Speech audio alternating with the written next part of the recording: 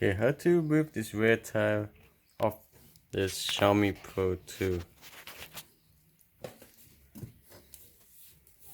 You just use these screws.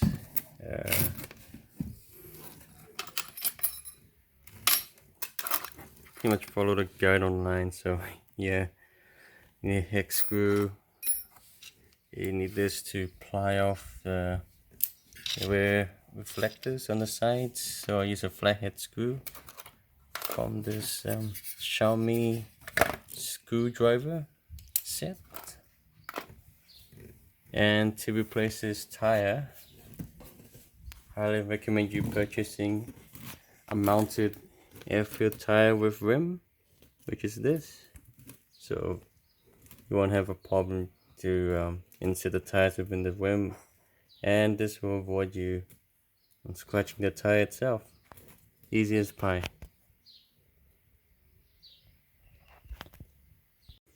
Alright, let's move this rear tire off. Side to side.